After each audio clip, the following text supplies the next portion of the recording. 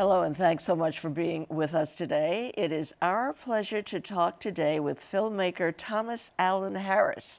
You'll remember him from the award-winning film Through a Lens Darkly about Black photographers that he did with Black America favorite Dr. Deborah Willis. He now has some great new projects that involve all of us, our families, and our photographs. Welcome to Black America. Thank you, Carol. We did promise you when we interviewed Deborah, Thomas, we'll interview you one day, and here we are. That day is here. You've got, as I say, you're on fire with all kinds of things going on. Tell us about Family Pictures USA.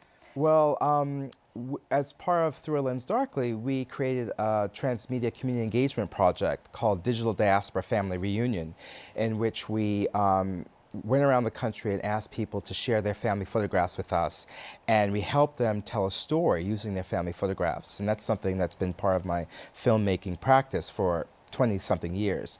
And so we built this kind of model for community engagement. And about a year and a half ago, we were invited to turn it into a television show. And so we started developing that, and it evolved into Family Pictures USA, and we just have come from shooting the pilot for the show in Detroit last summer. And I was going to ask you, as I told you, why Detroit? Well, Detroit, it came about because we had developed certain partners in Detroit, including the Detroit Historical Museum. One of the people there— Which is phenomenal. Oh my gosh, it is. It is. Downstairs, they have this replica of a life in the 1800s. But there's a new staff member, Kalisha Davis, who saw Through a Lens Darkly when she was living in Oakland, and then she got the position in Detroit. She reached out to us immediately and said, "I'd love for you to bring Digital Diaspora there." And it coincided with the Ford Foundation giving us a grant to do the project, to bring Digital Diaspora Family Reunion to Detroit. And so we thought, why not take this opportunity and create the pilot episode, working with DPTV, Detroit Public Television, to produce it. Okay, we've got some video of that. Let's take a look at it now. Family Pictures.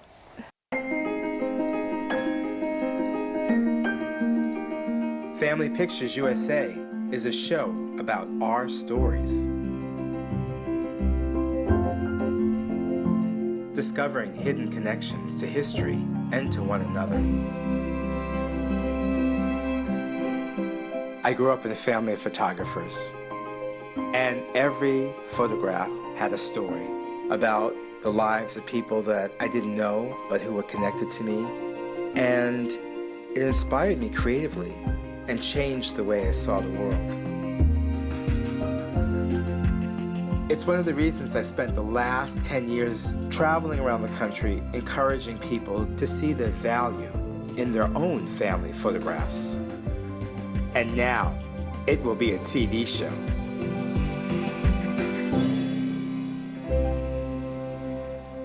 Well, congratulations. It looks fantastic. Now you know from already from Digital Diaspora that magical things can happen. Tell us about of some of it. We've got a clip I want to show, but set it up for us in terms of people who met each other and discovered their history, their lives through these photographs. Well, part of the issue, what we wanted to do with Digital Diaspora, and that was actually a clip for the fundraising of Family Pictures, so it's using Digital Diaspora material, but we wanted to show people the magic in their family albums. You know, for a long time, museums and libraries did not collect the work of Black photographers or the work of Black artists, and so all that history is within our family photographs. And so I realized that as I was making Through a Lens Darkly with Deborah Willis. But we wanted to do a live kind of version of this kind of gathering where we present these images in a space that's kind of secular but spiritual. You know, because when you talk about a photograph that's of an ancestor, immediately it has power. And we didn't know that people were going to bring trunks of images or that people would make connections there. And as it turns out, every time we do this live Digital Diaspora Roadshow, which is now Family Pictures USA, people meet people that they hadn't expected to meet. So it's either biological family or it's family of choice. Let's take a look. We have one of those reunions or meetups.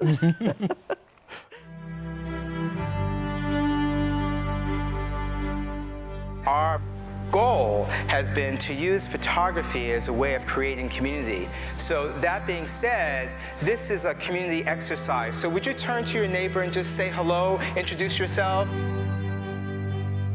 When you're an immigrant in a country and you're always trying to find family, and a family member in an audience at an event says, I'm your family, Exactly. when we're talking about family. It's magical. Barrett, do you know Delphine? You know, I heard your name. I heard Macaulay. And then she piped up, Yes. I'm like, wait, Macaulay? If she's a photographer, then she's my cousin. My cousin's this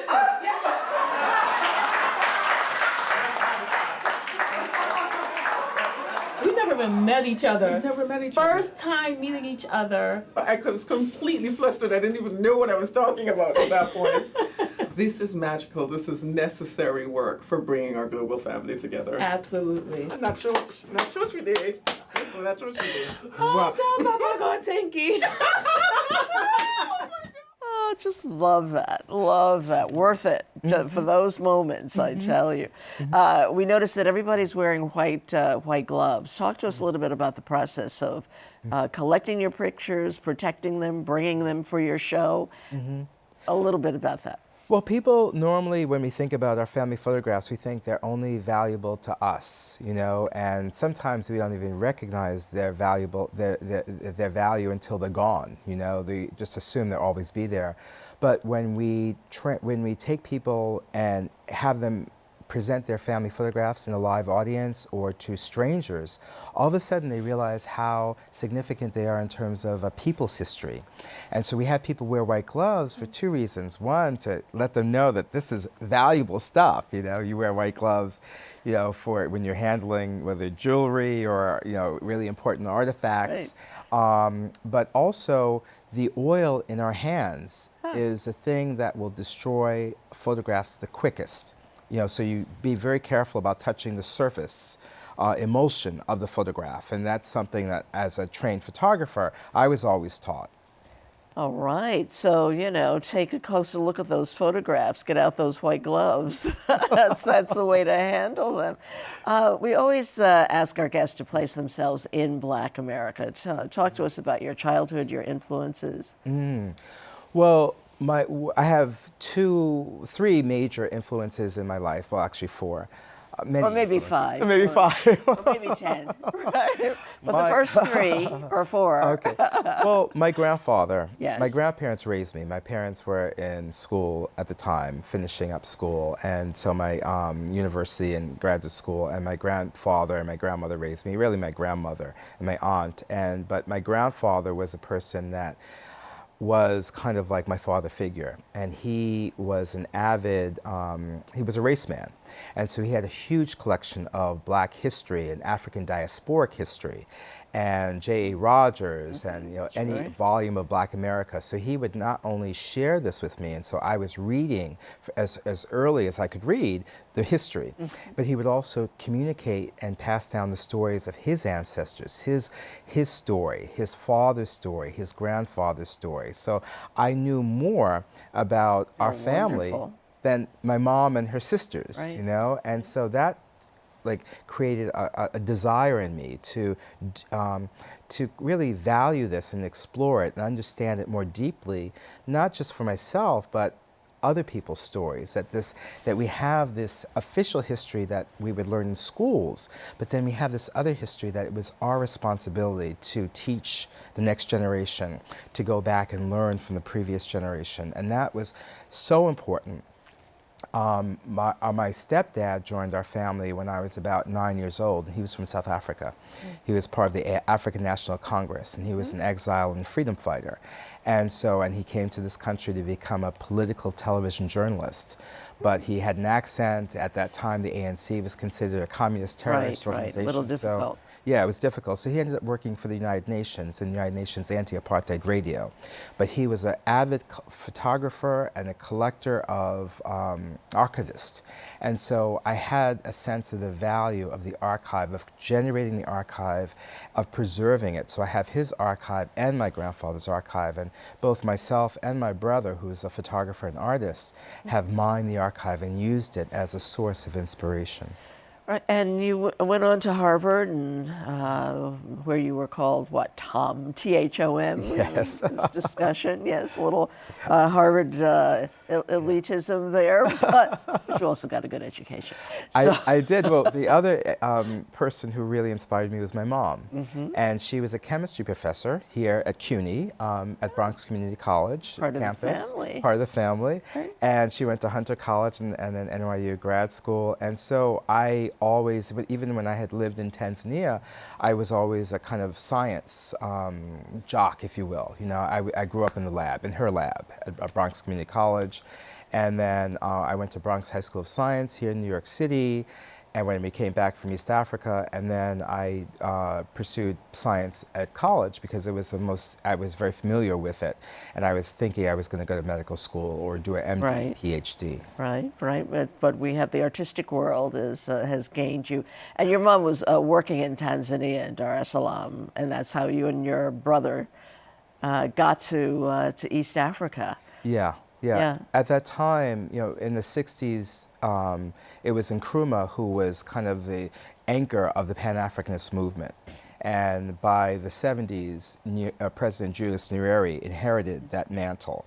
And so that became the locus of people who, you know, from the diaspora, from people on the front lines of the freedom struggle in Angola and Zimbabwe, South Africa would come there. So it was this huge kind of cosmopolitan but also revolutionary space that was also part of the, it was a socialist country, so it was, but it was African socialism, Ujamaa, which we know from Kwanzaa, which means we work together to build. Right.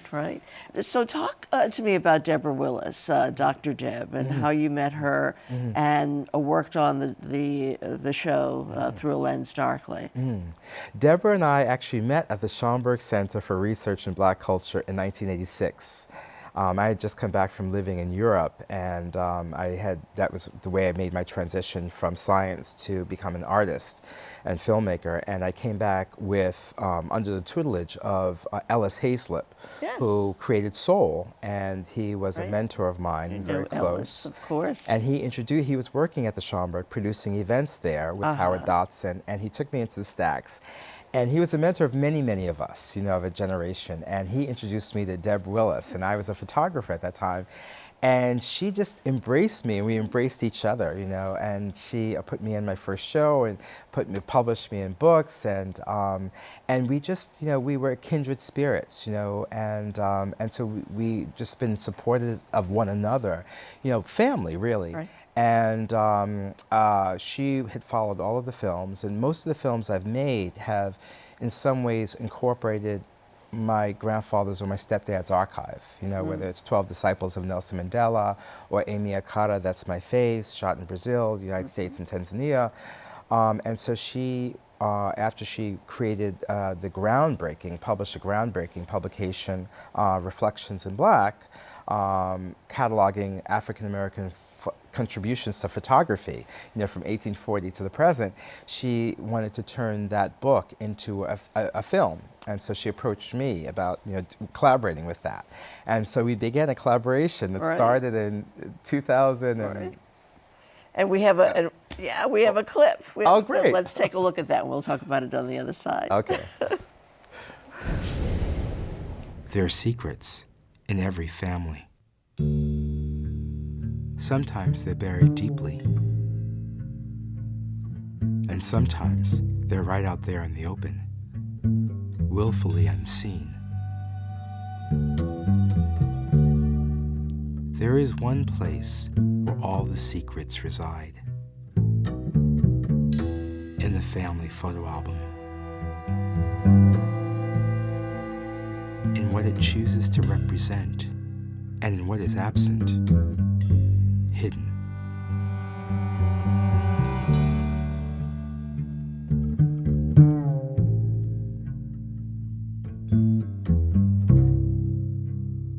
As a child at the age of 6, I realized that I am Black, and I didn't want to be Black.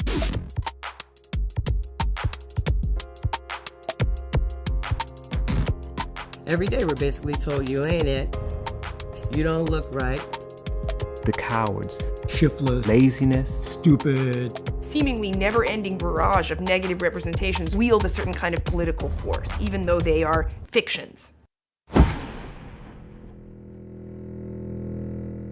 how is the photograph used in the battle between two legacies, self-affirmation and negation. Our salvation as a people, as a culture, depends on salving the wounds of this war. A war of images within the American Family Album.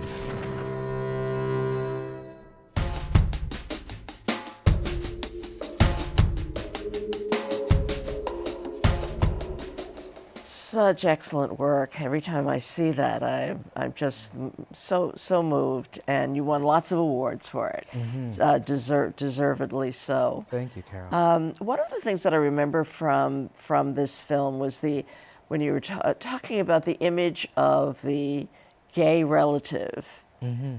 Explain that a bit, of how that shows up or doesn't show up in family histories. Well, the film looks at the way African Americans appear in the American Family Album. If we had an American Family Album, what would we look like? So it looks at, from the perspective of African American photographers and ourselves versus the way in which we've been branded in popular culture, newspapers or whatever that legitimize the stuff that Black Lives Matter is fighting. But within the African American Family Album, who is missing? Sometimes people take pictures out because they might be, they don't like the way they look, but generally, one of the things I realized, particularly in my grandfather's archive, is that the LGBT family members either aren't there or they aren't named. So and for me, as an out person, it was really instructive to understand why and how and the cost of that. When I came out to my grandmother, I was always out, but when I came out officially, she said, well, I'm not surprised. We have my first cousin, whose name was also Thomas, was gay, and in fact, he was a trans person. Back in the 40s, he would always be arrested, because it was illegal to dress up in gender non-conforming ways. And my grandfather, who was his cousin-in-law, would have to bail him out. But there were no pictures in the album. And so I never had an idea of him, or I never heard of him until I had actually spoken. And so it just seems that, that when we throw away this kind of colorful part of ourselves, or this, creative aspect that is not necessarily gender conforming, when we adopt certain European ideas around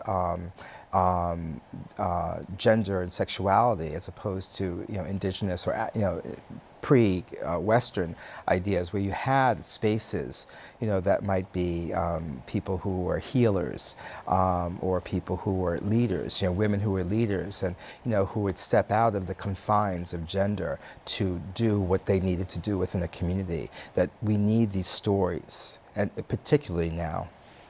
And particularly since the AIDS epidemic is still very, very much with us, and you've been very vocal and participating in making sure that in the artistic community this is dealt with. I just want to read this one quote from Alternate Endings, Radical Beginnings. It says, in spite of the impact of HIV/AIDS within Black communities, larger artistic and historical narratives constantly exclude Black stories and experiences. In 2016, African Americans represented 44% of all new HIV diagnoses in the United States. Given this context, it is increasingly urgent to feature a myriad of stories that consider and represent the lives of those housed within this statistic. Alternate Endings, Radical Beginnings seeks to highlight the voices of those that are marginalized within broader Black communities nationwide, including queer and trans people. So, I think that's the new frontier. Trans trans people who are being left out and discriminated against in the world. Talk about your activities in that. Well, trans people also, with healthcare. I mean, there's so many challenges. As the mainstream gay and lesbian movement has moved towards marriage equality, they've left people who are in the margins, or people of color, or trans people.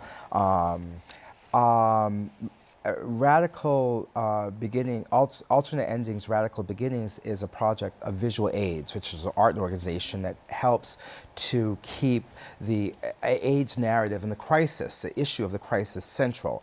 And over the last X number of years, there have been shows and movies around AIDS and the crisis and the history and the present day, but they've excluded what's going on presently with the epidemic, and they've excluded African American voices and the crisis within particularly indigent communities or marginalized communities, and they've also excluded the activism that's been there from the very beginning. And so they approached 7 artists, including myself, to do projects around it. And I actually looked at my archive, because in the late 80s, I was a producer for public television, and I produced some pioneering AIDS shows, HIV shows that were broadcast, in the tri-state area. And so I went back and digitized these and talked about the evolution of a black producer, how that started and why it was important for me then and what's happening now. And we have a clip. We would like to take a look at that, and we'll talk about it on the other side. Okay. Great. Every step of the media generating process is subject to what Stuart Hall calls the common sense of the producer. That is to say, the process is subject to the producer's values, prejudices, and personal investments, even if the producer is not the public face of the program. In 1989, I was a young out producer working on public affairs shows at WNET in New York. Media coverage around HIV/AIDS at the time was virtually invisible. Friends and colleagues were dying without representation. I pitched my executives a show about the art world's response, a project initiated by Visual AIDS called Day Without Art. We felt perhaps that there was a way in which the language of art could say something, not just to our small community, but to the general population about this AIDS crisis. That's why this one day of awareness, visibility, non-visibility. And we decided to call it a Day Without Art. The objective is to prompt the government into a more strenuous action, because it's really something that affects everybody. We take something away that you expect to find, but we also want people to look around them and think, to feel for the other person, the person next to them. In producing this program, researching, identifying people to interview, shooting segments, and editing the footage to tell the story, I found my voice as an artist, activist, and journalist. So this is 7 artists who are telling their stories. And we've been having screenings. We've had a screening at the Whitney Museum of American Art. We also had a screening at the Schomburg Center. And in fact, people from my ancestral church, the the group concerned with HIV awareness from Bethel African Methodist Episcopal Church in Harlem, was present at the Schomburg screening. And so they came up to me afterwards and said, this actually helped us create some, think about some large ideas around what we can do. And what Visual AIDS is doing as an organization is they're giving the film free to groups around the country to use as an activist tool to really encourage people to take action, grow awareness, come out of the hiding, come out of the shadows, affect policy. And I would think that this is needed almost more now than ever because of the political climate that we're in, where so many advances are being turned back or halted or having to be fought all over again. Particularly along the lines of healthcare. Healthcare, policy, also who gets to be represented, who gets to be seen as valuable in this country, in this culture, who gets to be considered human. I mean, we might be slipping way back, to the 1860s, before. So I think that it's so important that we understand our connection to one another. And I think that all of the projects I'm working on really have that at their core, that we are connected. You asked me earlier about digital diaspora and family pictures, and one of the things that we found when we started interviewing people about their family photographs is that African Americans' archives go way back. They go back to the 1840s so often, and so they have all these stories. The stories are also multiracial stories. The stories are pulling ourselves up from the bootstraps, and these stories are absented in other places. And so, and the same is true, let's say, with visual aids. When they approached me, they didn't know I had the story of the first visual aids presentation across the city, where the Guggenheim, put the black banner down, and I was one of the few media outlets that actually covered the entire visual aids, and it's in my archive. And so that sense of keeping the story for the next generation, it's like a treasure trove. So I encourage people to really preserve what they have. And knowing that it is an archive, not just a box of old pictures, and that you treat them with white gloves, and they're delicate and to be treasured. We always ask, as we come to the close of the program, to have our guests finish the statement, "The power, the strength of Black America lies in." How would you finish that? The power and the strength of Black America is in our creativity and in our institutions. And it's so important that we support shows like your show. Like your show. And thank you. Pictures, yes. And Family Pictures. You could actually come to our website, Family Pictures USA, and give a donation. We're actually doing a crowdsource funding campaign right now. And also reaching out to the person beside you and giving that support. It doesn't have to be monetary support. It's looking at someone in the face and say, "I see you, you're valuable, you're worthwhile," and showing that compassion. Well, we thank you so much. Thank you. You're fantastic. And we'll have you back for your next projects, too. Thank you. I appreciate your being here, Thomas Allen Harris. Thank you so much. Thank you so much, Carol. And thank you for being with us today, too. I'm Carol Jenkins. The program is Black America. We'll see you the next time.